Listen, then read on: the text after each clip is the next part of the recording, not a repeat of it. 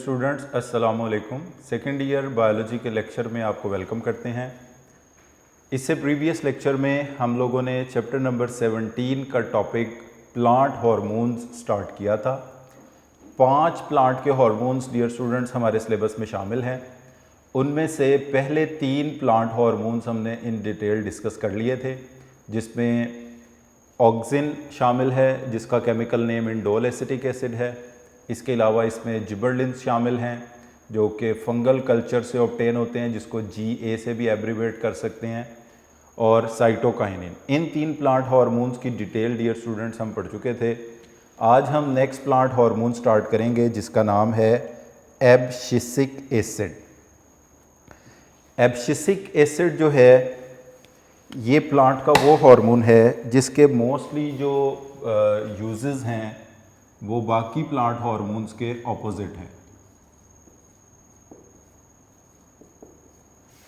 Abscisic acid यानी mostly जिन चीज़ों को बाकी प्लांट के हार्मोन्स प्रमोट करते हैं, एब्सिसिक एसिड उनको इनहिबिट करता है। In other words you can say this hormone is an inhibitory hormone. The other hormones वो समहाउ किसी न किसी चीज़ की ग्रोथ को, इलॉन्गेशन को ज़्यादा करते हैं। तो इसको पॉइंट वाइज इसका यूज़ देखते हैं।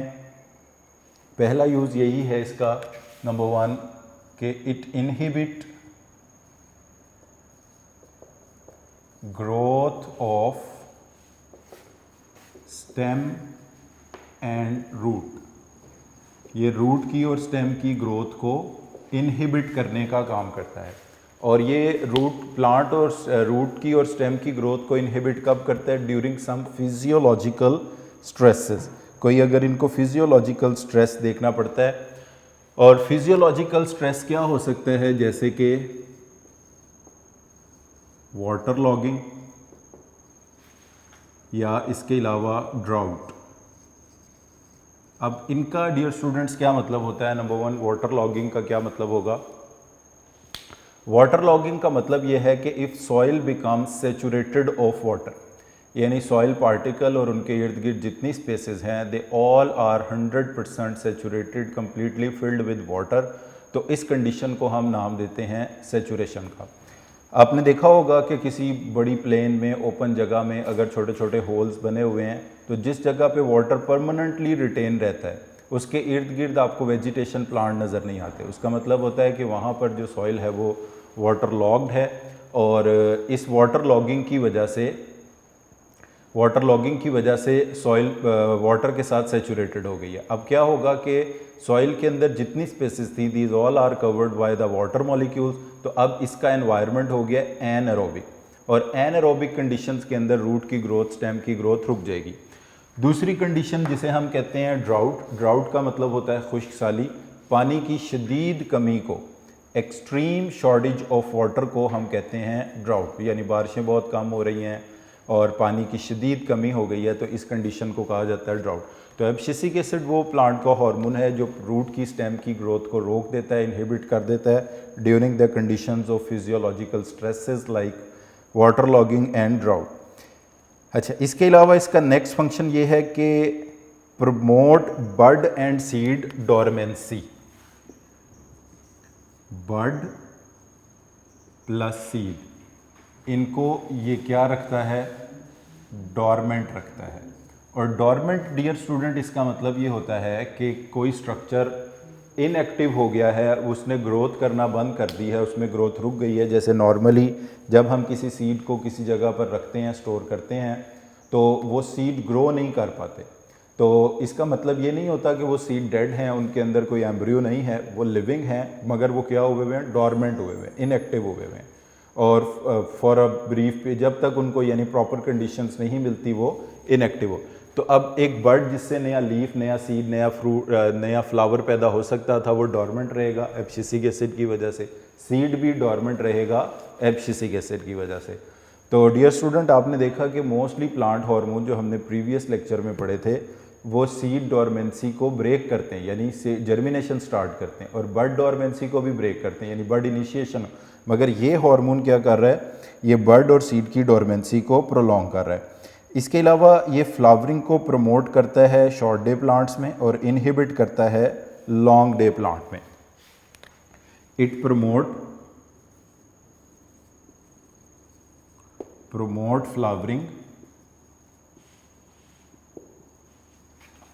in SDPs। SDPs हम प्रीवियस लेक्चर में भी पढ़ चुके हैं। इसका मतलब होता है शॉर्ट डे प्लांट्स, और जो सर्दियों में फूल देते हैं, जिनको फ्लावर्स पैदा करने के लिए छोटे दिन और लंबी रातों की ज़रूरत होती है। और वाइस वर्सा ये क्या करेगा, it will inhibit flowering in long LDPs। LDPs का मतलब होता है लॉन्ग डे प्लांट। अच्छा, ये इस फंक्शन के लिए ये एक प्लांट हार्मोन के एंटागोनिस्टिक है। उस प्लांट हार्मोन को कहा जाता है जिबरलिन, और ये जो फिनोमिना है, इस फिनोमिना का नाम है फोटोपीरियोडिज्म। तो अब डियर स्टूडेंट, आपने ये बात याद रखनी है कि फोटोपीरियोडिज्म में एब्सिसिक एसिड हार्मोन और दूसरा जिबरलिन हार्मोन इन्वॉल्व है। वहाँ हमने पढ़ा था जिबरलिन में कि वो रेड लाइट को सब्सटीट्यूट करता है, और एब्सिसिक एसिड जिस लाइट का सब्सटीट्यूट है वो है फार रेड लाइट।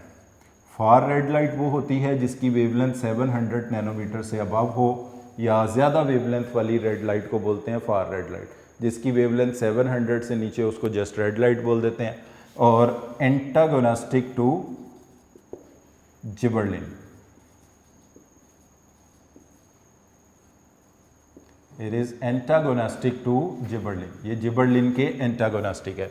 तो फोटोपीरियोडिज्म में dear student abscisic acid promote flowering in short day plant, जबकि जिबरलिन क्या करता है, शॉर्ट डे प्लांट्स में फ्लावरिंग को इनहिबिट करता है। और abscisic acid inhibit flowering in long day plant, जबकि जिबरलिन क्या करता है, लॉन्ग डे प्लांट में फ्लावरिंग को प्रमोट करता है।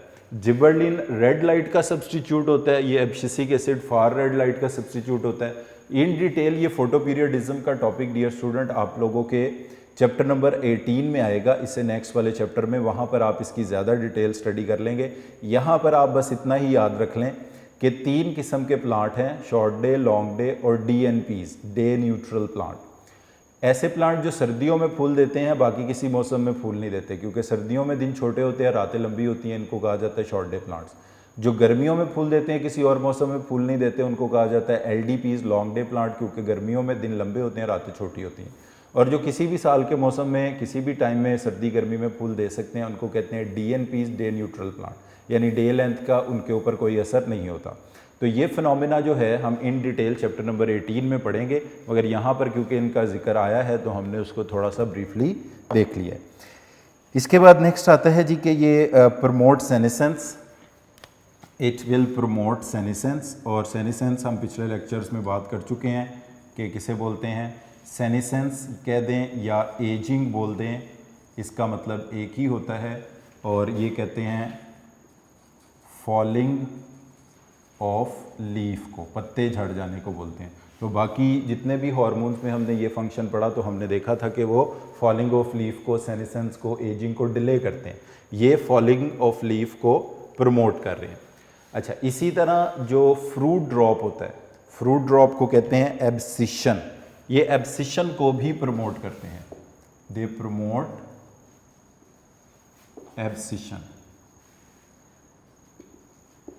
एब्सिशन का मतलब होता है फ्रूट ड्रॉप, फलों का गिर जाना।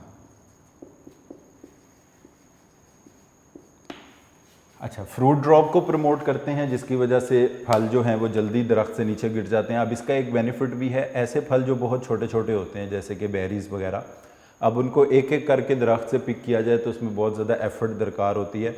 तो ऐसे पौधों में कमर्शियली एब्सिसिक एसिड को स्प्रे किया जाता है ताकि उनके जो फ्रूट्स हैं वो नीचे ड्रॉप हो जाएं और नीचे उनको किसी कैरियर के अंदर फिर कलेक्ट कर लिया जाता है। इस तरह जो बहुत ज़्यादा मेहनत और एफर्ट लगनी होती है एक एक करके फल को दरख्त से उतारने में, उससे बच जाते हैं। अच्छा, उसके बाद ये रोल प्ले करते हैं वाटर स्ट्रेस बिल्डिंग के दौरान क्लोजिंग ऑफ स्टोमेटा। जो ओपनिंग ऑफ स्टोमेटा में रोल प्ले करता है वो हमने प्रीवियस लेक्चर में पढ़ा था, साइटोकाइनिन है।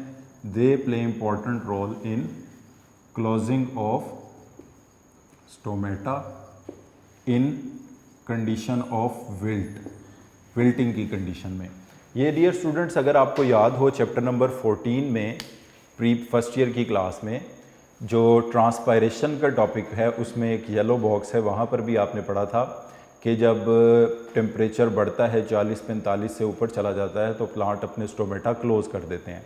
और उसकी जब हम रीज़न पढ़ते हैं तो उसकी रीज़न ये होती है कि वहाँ पर एक हार्मोन पैदा होता है जिसका नाम है एब्सिसिक एसिड, और ये पोटाशियम आयन की मूवमेंट को रोक देता है, जिसकी वजह से गार्ड सेल फ्लैसिड हो जाते हैं और स्टोमेटा बंद हो जाते हैं। तो वो ये उसी बात का यहाँ पर जिक्र किया गया कि पानी की कमी के नतीजे में ये पोटाशियम आयन की मूवमेंट को रोक के स्टोमेटा को बंद करने का बाइस बनता है। तो डियर स्टूडेंट्स, ये फंक्शन है एब्सिसिक एसिड के फिजियोलॉजिकल स्ट्रेस के दौरान, वाटर लॉगिंग के दौरान, ड्राउट के दौरान ये रूट की स्टेम की ग्रोथ को इनहिबिट करने का काम करता है, बड और सीड को डॉर्मेंट रखता है, इनकी भी ग्रोथ को रोकने का काम करता है, शॉर्ट डे प्लांट्स में फ्लावरिंग को प्रमोट करता है, लॉन्ग डे में इनहिबिट करता है। इस काम के लिए ये सब्सटीट्यूट है फार रेड लाइट का और एंटागोनिस्टिक है जिबरलिन के लिए।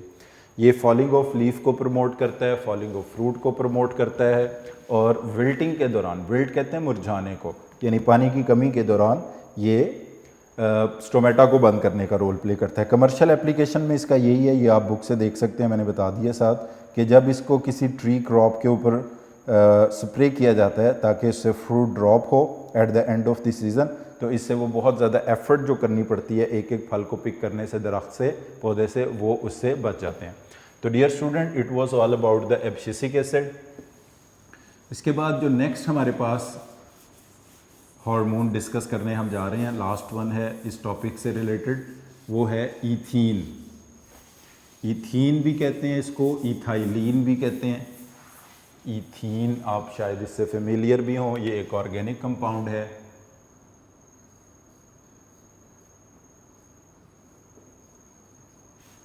ईथीन कह दें, फॉर्मूला भी हम इसका लिख लेते हैं, CH2 डबल बॉन्ड CH2।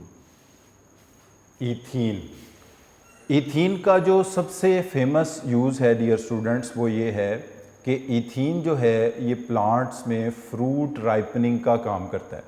जितने भी पीछे हमने हार्मोन देखे जैसे ऑक्सिन और जिबरलिन, ये फ्रूट सेट का काम करते हैं। वो प्रीवियस लेक्चर में आपको मैंने बताया था कि फ्रूट सेटिंग का मतलब होता है रिटेंशन ऑफ ओवरी, और ओवरी के साइज़ में बड़े होने को बोलते हैं फ्रूट ग्रोथ, और फल का पक जाना जो इसकी फाइनल स्टेज होती है राइपनिंग ऑफ फ्रूट, ये कॉज करता है ईथीन। बहरहाल इसके हम 1 बाय 1 फंक्शन स्टडी करते हैं। ये भी स्टेम की और रूट की ग्रोथ को इनहिबिट करता है ड्यूरिंग फिजियोलॉजिकल स्ट्रेस, यानी इस काम के लिए ये एब्सिसिक एसिड की तरह काम करता है। It will inhibit growth of root plus stem. It will inhibit growth of root plus stem, और वो अगेन फिजियोलॉजिकल स्ट्रेस के दौरान, जैसे टेम्परेचर सूटेबल नहीं है या कंडीशन कोई भी सूटेबल नहीं है, पानी की शदीद कमी है या पानी बहुत ज़्यादा है जिसको हमने कहा वाटर लॉगिंग हो जाती है, if soil become saturated of water, इस कंडीशन को हम कहते हैं वाटर लॉगिंग। तो इसमें ये इनहिबिट कर देता है। इसके अलावा ये बड डोरमेंसी को ब्रेक करता है। आप इस फंक्शन को यूँ भी कह सकते हैं, प्रोमोट बड इनिशिएशन, एक ही बात होगी ना, या प्रमोट बड इनिशिएशन, या यूं कह लें कि ब्रेक डोरमेंसी,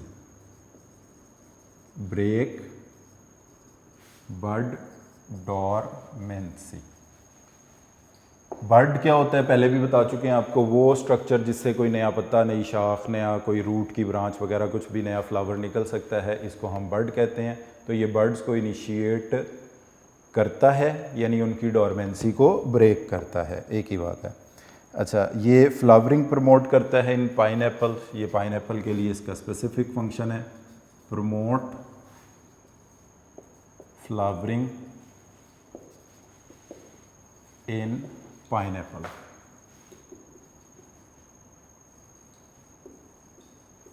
इस तरह के फंक्शन डियर स्टूडेंट एमसीक्यूज़ में अक्सर आते हैं। जैसे अब ये पांचों में से आप देखें तो फ्लावरिंग को प्रमोट करना पाइनएप्पल में ये सिर्फ ईथीन का रोल ही है। जैसे क्लोजिंग ऑफ स्टोमेटा कराना विल्टिंग के दौरान, ये सिर्फ एब्सिसिक एसिड का ही रोल है। अच्छा, इसी तरह फिर ये क्या करते हैं, जो सबसे इंपॉर्टेंट इनका फंक्शन है, they are involve in fruit ripening. आपने किसी भी प्लांट हार्मोन पे पीछे ये फंक्शन नहीं पढ़ा कि फ्रूट राइपनिंग, तो दे विल ईथीन का सबसे इम्पॉर्टेंट फंक्शन ये है कि ये फ्रूट राइपनिंग कॉज करता है। मैं फिर बता दूं डियर स्टूडेंट, फल 3 मरलों में बनता है। सबसे पहले फ्रूट सेट होता है, जिसका मतलब है फ्लावर के सारे पार्ट बेशक पौधे से झड़ जाएं, गिर जाएं, ovary should remain attach with the tree, दरख्त के साथ, पौधे के साथ, उसे रिटेंशन ऑफ ओवरी। फिर उस ओवरी का साइज़ में बड़े होते जाना, इसको फ्रूट ग्रोथ कहते हैं, सेकंड फेज़ है। और थर्ड फेज़ है उसका जायका, उसका कलर, उसके इंग्रेडिएंट, जो मतलब खाने के लिए तैयार फल होता है, राइपनिंग। तो राइपनिंग ऑफ फ्रूट कराना ये किसका रोल है? ईथीन का रोल है। अब यहाँ पर डियर स्टूडेंट इसकी कमर्शियल एप्लीकेशन के हवाले से भी पढ़ लेते हैं। एक तो वो इंड्यूस फ्लावरिंग पाइन एप्पल में करता है, वो हमने पढ़ लिया। तो आर्टिफिशियल सिंथेटिक इसको स्प्रे करते हैं पाइन एप्पल पे। Stimulate ripening of tomatoes and citrus fruit, commercial application में इसमें हम कहेंगे कि क्या है जी, फ्लावरिंग इन पाइन एप्पल। एक तो ये हो गया। इसके अलावा ये क्या करता है जी, फ्लावरिंग के अलावा राइपनिंग ऑफ फ्रूट,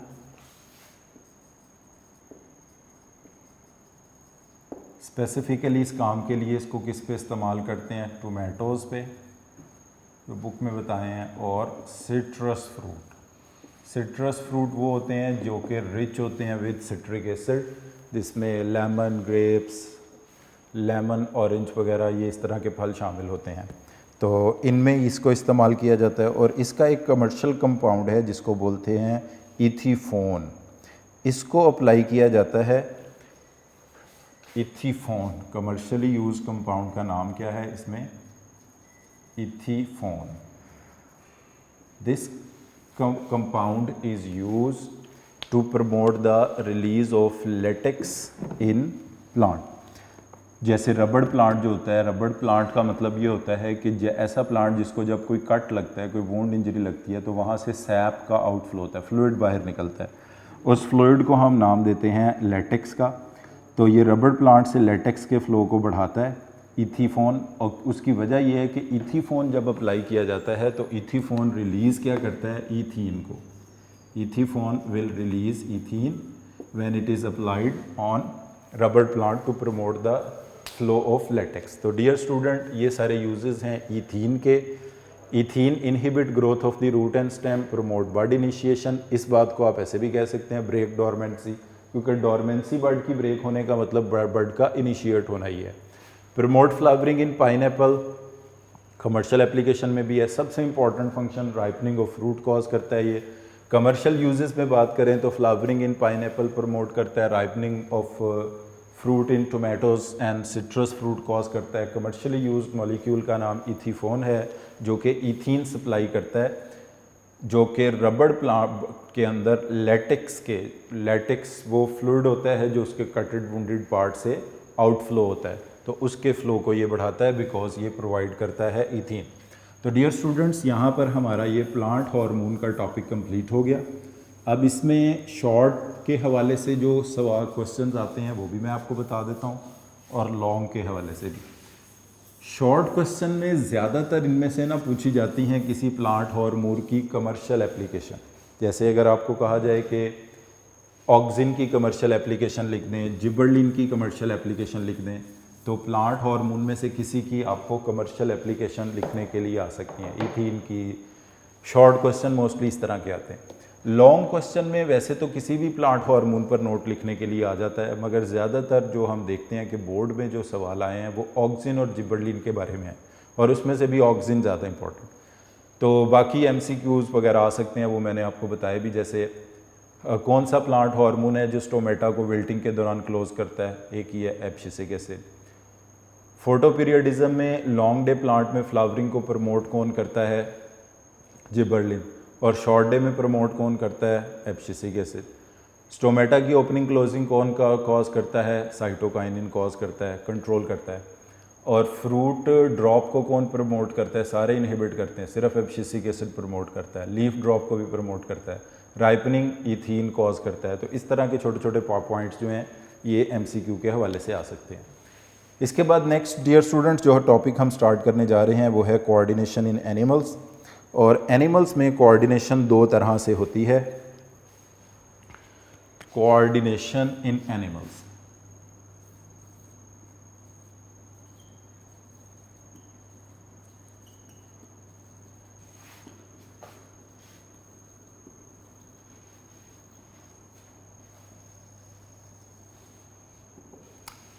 तो डियर स्टूडेंट्स, कोऑर्डिनेशन एनिमल्स में दो तरीक़ों से होती है। एक को हम बोलते हैं नर्वस कोऑर्डिनेशन और दूसरे को हम बोलते हैं chemical coordination.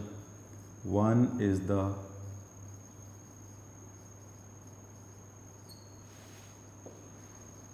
Nervous coordination, it is brought about by nervous system. तो वो कोऑर्डिनेशन जो नर्वस सिस्टम करवाएगा इसको हम कहेंगे nervous coordination.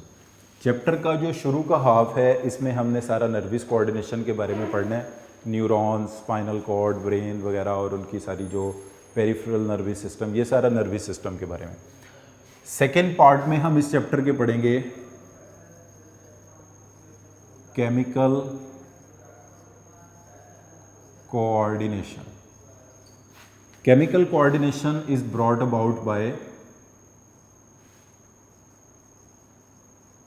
Endocrine system. Endocrine system वो होता है जो मुश्तमिल होता है एंडोक्राइन ग्लैंड्स पर। इसकी स्टडी को एंडोक्राइनोलॉजी कहते हैं। एंडोक्राइन ग्लैंड्स कह दें, एंडोक्राइन सिस्टम्स कह दें, एक ही बात है, या एंडोक्राइनोलॉजी कह दें, एक ही बात है। तो फर्स्टली हम इसमें जो स्टडी करने जा रहे हैं वो है नर्वस कोऑर्डिनेशन। तो कोऑर्डिनेशन की डियर स्टूडेंट्स एनिमल्स में दो टाइप्स हैं, नर्वस कोऑर्डिनेशन और केमिकल कोऑर्डिनेशन। प्लांट में सिर्फ केमिकल कोऑर्डिनेशन होती है, नर्वस कोऑर्डिनेशन नहीं होती। तो पहले नंबर पर जो हम पढ़ने जा रहे हैं वो है नर्वस कोऑर्डिनेशन।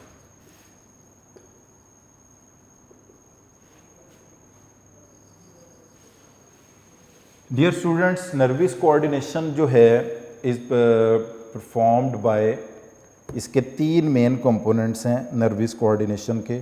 ऐसी कोऑर्डिनेशन जो नर्वस सिस्टम के ज़रिए होती है इसको हम बोलते हैं नर्वस कोऑर्डिनेशन।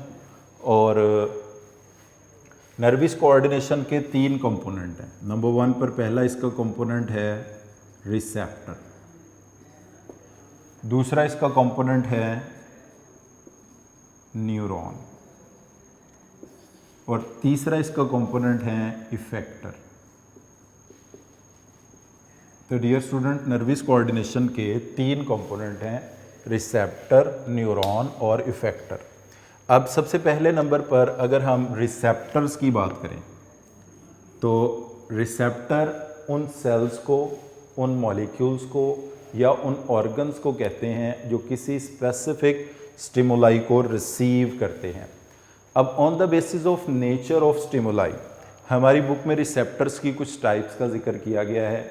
जैसे हम लिखेंगे तो यहीं से आपको ये पता चलता चला जाएगा, फोटो रिसेप्टर।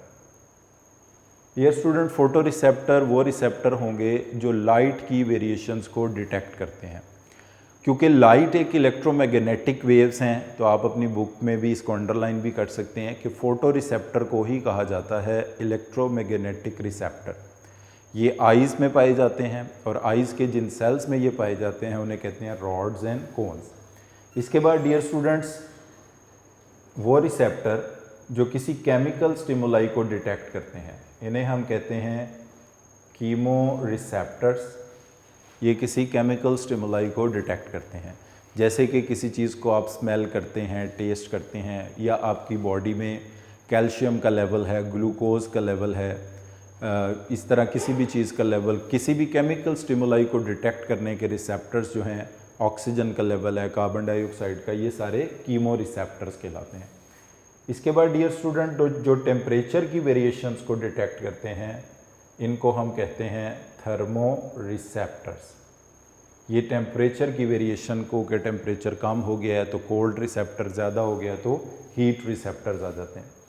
इसके बाद जो किसी टच, प्रेशर, कांटेक्ट के मैकेनिकल स्टिमुलाई को रिसीव करते हैं इनको हम कहते हैं मैकेनो रिसेप्टर्स। उसके बाद जो पांचवी और आखिरी टाइप है जो पेन की सेंसेशन को डिटेक्ट करते हैं इनको बोलते हैं nociceptors. They are to detect the sensation of pain. अब डियर स्टूडेंट, इनको नंबर वन बाय वन भी थोड़ा सा हम इनको डिस्कस कर लेते हैं। जैसे पहले नंबर पर हमने बात की है फोटो रिसेप्टर, फिर chemo receptor, thermo receptors, mechano receptors and nociceptors. Photo receptors वो रिसेप्टर्स होंगे जो लाइट की वेरिएशंस को डिटेक्ट करेंगे, नंबर वन। इनको इलेक्ट्रोमैग्नेटिक रिसेप्टर्स भी कहा जाएगा। ये आइज़ के रेटिना में जो सेल्स पाए जाते हैं, जिनमें कोन सेल्स जो कलर्स में फ़र्क करने के लिए इस्तेमाल होते हैं, रॉड सेल्स जो लाइट की कम ज़्यादा वाइट लाइट को डिटेक्ट करते हैं, तो इनको हम बोलते हैं फोटो रिसेप्टर्स। कीमो रिसेप्टर्स जो किसी केमिकल स्टिमुलाई को डिटेक्ट करेंगे। और कीमो रिसेप्टर्स की एग्जांपल्स में डियर स्टूडेंट्स आते हैं smell, taste, level of carbon dioxide in blood, oxygen, amino acid, fatty acid. और ये रिसेप्टर्स हमारी ब्रेन का एक पार्ट है जिसमें लोकेटेड होते हैं, इसको हम कहते हैं हाइपोथैलेमस। ये एग्जांपल्स मैं नहीं लिख रहा, ये आप बुक से अपनी देख सकते हैं। तो कीमो रिसेप्टर की एग्जांपल्स क्या क्या हैं? Smell, taste, carbon dioxide in blood, oxygen in blood, glucose in blood, amino acid in blood, fatty acid in blood. और कहाँ ये लोकेटेड हैं? ब्रेन का एक पार्ट है जिसको बोलते हैं हाइपोथैलेमस में ये लोकेटेड है। इसके बाद डियर स्टूडेंट्स नेक्स्ट आते हैं थर्मो रिसेप्टर्स में। ये वो रिसेप्टर्स हैं, नाम से पता चल रहा है, जो टेम्परेचर की वेरिएशंस को डिटेक्ट करते हैं। और थर्मो रिसेप्टर्स के बारे में लिखा गया है कि ये फ्री नर्व एंडिंग्स हैं। फ्री नर्व एंडिंग्स का मतलब ये होता है कि ये अभी न्यूरॉन्स पढ़ते हैं तो उसमें भी डिस्कस करेंगे कि इस तरह न्यूरॉन का कोई टर्मिनल एंड है और इसको किसी चीज़ ने एनक्लोज नहीं किया हुआ, ये इस तरह की फ्री नर्व एंडिंग्स हैं। तो फ्री नर्व एंडिंग्स होते हैं। अब इसमें एक बात याद रख लें कि जो कोल्ड रिसेप्टर्स हैं वो अलहदा हैं, जो वार्मथ रिसेप्टर्स हैं जो हाई टेम्परेचर को डिटेक्ट करते हैं वो अलहदा है। इसके बाद नेक्स्ट आते हैं, जो हमने इसमें लिखा है तरतीब में हमारी आ रहा है, मैकेनो रिसेप्टर, जो किसी मैकेनिकल स्टिमुलाई को डिटेक्ट करते हैं। और मैकेनो रिसेप्टर्स जो हैं इसकी फ्री नर्व एंडिंग्स भी हो सकती हैं इसमें, जैसे आपको बताया कि थर्मो रिसेप्टर्स की हैं। एक्सपेंडेड यानी ऐसी भी हो सकती हैं कि इनके ये जो टर्मिनल एंड्स हैं ये इस तरह से एक्सपेंडेड हों, फैले हुए हों फ्री की बजाय। और स्ट्रे STRAY का मतलब होता है स्कैटर्ड, बिखरी हुई नर्व एंडिंग्स भी हो सकती हैं। तो स्ट्रे नर्व एंडिंग्स हो सकती हैं, फ्री नर्व एंडिंग्स हो सकती हैं और एक्सपेंडेड नर्व एंडिंग्स हो सकती हैं मैकेनो रिसेप्टर की। अब इसकी एग्जांपल्स में क्या आते हैं? टच इसकी एग्जांपल में आता है, प्रेशर इसकी एग्जांपल में आता है, हेयरिंग इसकी एग्जांपल में आती है। आप लोगों को पता है कि जो आवाज़ की लहरें होती हैं, वेव्स होती हैं, वो मैकेनिकल वेव्स होती हैं। जब हवा आके हमारे कान के पर्दे से टकराती है तो वो फिर मिडल ईयर की बोन्स को पास होती है फ्रीक्वेंसी, वो फिर इनर ईयर, और इस तरह यानी ये वन बाय वन स्ट्रक्चरली पास होते हैं। मीडियम की ज़रूरत होती है जिनको, तो ये मैकेनो रिसेप्टर्स की एग्जांपल्स में आते हैं। नॉकिसेप्टर्स डियर स्टूडेंट्स वो होते हैं जो कि सेंसेशन ऑफ पेन को डिटेक्ट करने के लिए होते हैं। इनका बोर्ड में कई बार MCQ भी आया है कि which type of receptors are involve to detect the sensation of pain, तो उनका नाम है नॉकिसेप्टर। इनको अनडिफ्रेंशिएटेड या फ्री नर्व एंडिंग्स भी आप इनको कह सकते हैं। अनडिफ्रेंशिएटेड मतलब कोई स्पेशल, कोई एक्सपेंडेड, कोई ट्विस्टेड, कोई स्पायरल नहीं है, अनडिफ्रेंशिएटेड है और फ्री नर्व एंडिंग्स हैं। इसके बाद डियर स्टूडेंट्स हम आते हैं नर्वस कोऑर्डिनेशन के सेकंड कंपोनेंट पर। नर्वस कोऑर्डिनेशन का जो सेकंड कंपोनेंट है ये है नर्व सेल या न्यूरॉन। ये नर्व सेल्स डियर स्टूडेंट्स 3 किस्म के होते हैं। इनमें जो नर्व सेल की पहली टाइप है इसको हम नाम देते हैं सेंसरी न्यूरॉन का। फिर उसके बाद दूसरी टाइप को हम नाम देंगे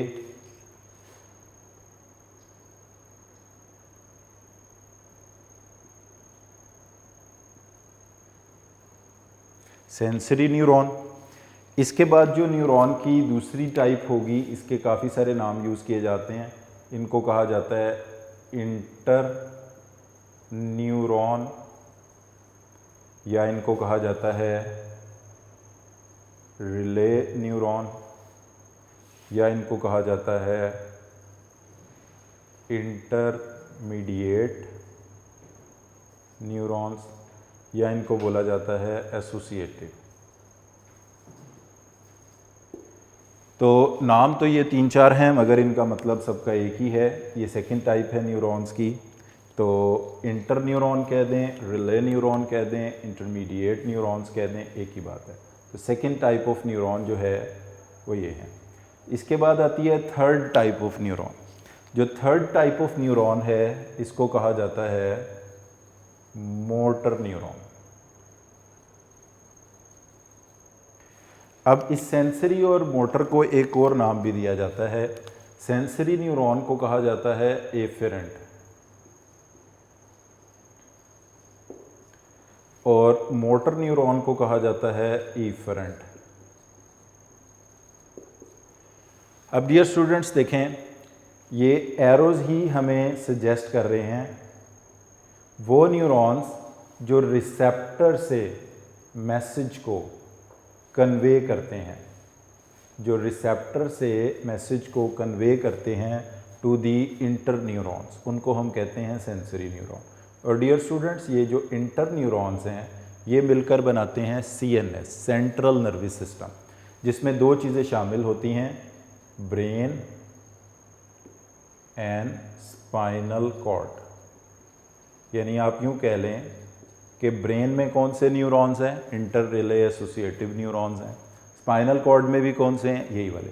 क्योंकि ये ब्रेन और स्पाइनल कॉर्ड कौन सी नर्वस सिस्टम है, ये सेंट्रल नर्वस सिस्टम है।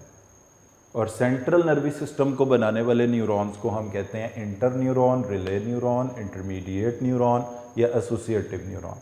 और इसमें दो पार्ट्स इंक्लूड होते हैं, ब्रेन एंड स्पाइनल कॉर्ड। अब वो न्यूरॉन जो कैरी करते हैं मैसेज मतलब nerve impulse towards CNS, afferent इसीलिए कहा गया because they carry nerve impulse towards CNS, इसलिए इनको हम कहते हैं एफरेंट न्यूरॉन, सेंसरी न्यूरॉन। फिर उसके बाद जो CNS से अवे लेके जाएंगे, अवे फ्रॉम CNS, और उनको कहा जाएगा मोटर न्यूरॉन। क्योंकि ये अवे फ्रॉम CNS मैसेज लेके जाते हैं इसलिए इन्हें ये ई से जो इफरेंट लिखते हैं वो भी बोला जाता है। अब ये मैंने रेड कलर में इसीलिए लिखे हैं क्योंकि ये दोनों न्यूरॉन मिलकर एक और नर्वस सिस्टम की ब्रांच बनाते हैं जिसको हम आगे चल के इन डिटेल पढ़ेंगे। इसको बोलते हैं PNS। यानी NS एब्रीवेशन है नर्वस सिस्टम की, उसकी दो हिस्से हैं। एक उसका पार्ट है CNS जिसका फुल नेम है सेंट्रल नर्वस सिस्टम, जिसमें दो चीज़ें शामिल हैं, ब्रेन, स्पाइनल कॉर्ड।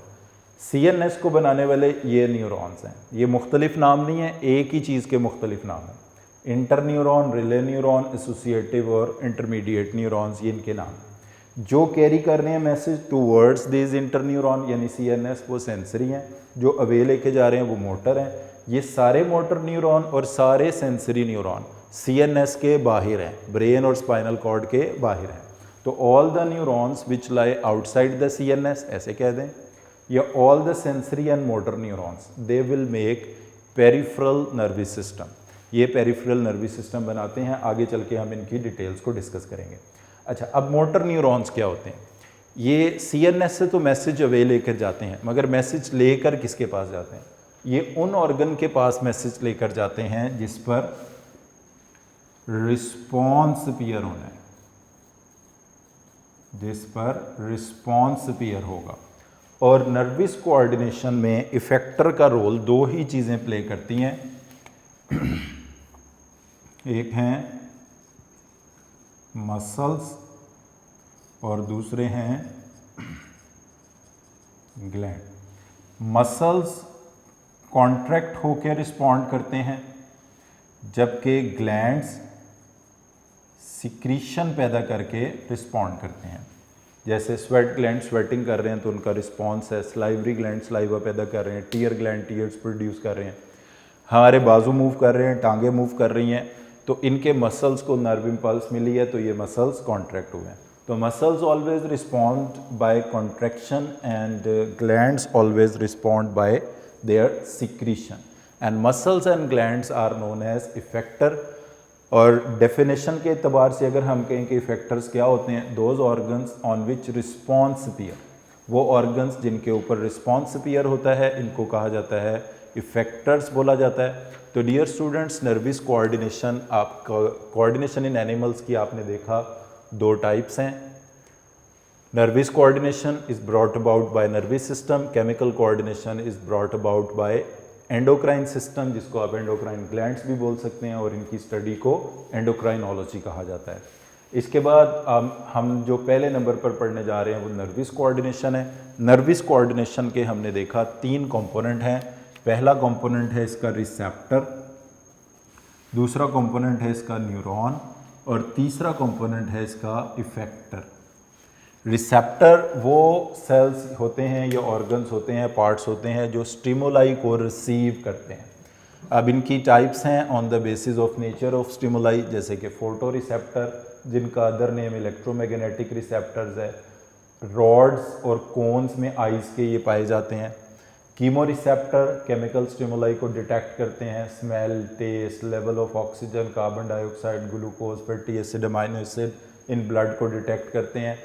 ब्रेन का पार्ट हाइपोथैलेमस, उसमें कीमो रिसेप्टर लोकेटेड है। थर्मो रिसेप्टर टेम्परेचर की वेरिएशंस को डिटेक्ट करते हैं, फ्री नर्व एंडिंग्स पर मुश्तमिल होते हैं। कोल्ड रिसेप्टर लैदा होते हैं, वार्मथ रिसेप्टर लैदा होते हैं। मैकेनिकल स्टिमुलाई को रिसीव करते हैं, जैसे कि हेयरिंग, जैसे कि टच, प्रेशर। 3 किस्म की नर्व एंडिंग्स होती हैं, फ्री, एक्सपेंडेड और स्ट्रे नर्व एंडिंग्स। नॉकिसेप्टर अनडिफरेंशिएटेड या फ्री नर्व एंडिंग्स होती हैं फॉर पेन। तो पहला पार्ट तो हो गया रिसेप्टर। अब उसके बाद दूसरा कंपोनेंट है न्यूरॉन्स। 3 किस्म के न्यूरॉन है, sensory neuron, inter neuron, motor neuron. Those neurons which carry nerve impulse from the receptor to the central nervous system are known as sensory neuron because they carry nerve impulse towards CNS. That is why they are known as afferent neuron. A से लिखना है इसको। Those neurons which will form the CNS like brain and spinal cord, they are known as interneuron, relay neuron, intermediate neuron and associative neuron. अब यहाँ पर आप इस नाम का मतलब भी देख सकते हैं। वो न्यूरॉन जिसने सेंसरी और मोटर न्यूरॉन को आपस में लिंक किया हुआ है वो इंटरमीडिएट है, रिले या एसोसिएटिव है। और अब आ जाते हैं तीसरे मोटर न्यूरॉन पर, which carry nerve impulse from the CNS to the effector, यानी अवे फ्रॉम CNS, इसलिए इनको कहा जाता है इफेरेंट न्यूरॉन्स। ये जो रेड में हमने लिखा है सेंसरी और मोटर, ये मिलकर बनाते हैं PNS। PNS का फुल नेम होता है पेरिफेरल नर्वस सिस्टम। ये आगे चल के हम इन डिटेल पढ़ेंगे। All the neurons which lie outside the CNS, तो वो यही होते हैं। सेंसरी न्यूरॉन CNS के बाहर हैं, मोटर न्यूरॉन भी CNS के बाहर हैं। तीसरा कंपोनेंट डियर स्टूडेंट्स आता है इफेक्टर्स का। और इफेक्टर्स जो हैं ये वो ऑर्गन्स होते हैं जिनके ऊपर रिस्पॉन्स अपीयर होता है। और नर्वस कोऑर्डिनेशन में 2 चीज़ें ही रोल प्ले करती हैं इफेक्टर्स का, जिसमें आते हैं मसल्स जो कि कॉन्ट्रैक्ट होकर रिस्पॉन्ड करते हैं, और ग्लैंड्स आते हैं जो कि सिक्रीशंस पैदा करके रिस्पॉन्ड्स करते हैं। तो ये डियर स्टूडेंट्स नर्वस कोऑर्डिनेशन और उसके कंपोनेंट्स थे। तो आज के लेक्चर को हम इसी में वाइंड अप करते हैं, यहीं पर वाइंड अप करते हैं। आज के लेक्चर में जो चीज़ें हमने पढ़ी हैं उसमें हमने 2 प्लांट हार्मोन्स पढ़े हैं लास्ट के, एब्सिसिक एसिड और ईथीन। उसके बाद हमने nervous coordination in animal start किया, और उसके 3 कंपोनेंट हमने अभी डिस्कस किए हैं, रिसेप्टर, न्यूरॉन और इफेक्टर्स के बारे में हमने डिस्कस किया। तो आज के लेक्चर को हम यहीं पर वाइंड अप करते हैं। Thank you very much.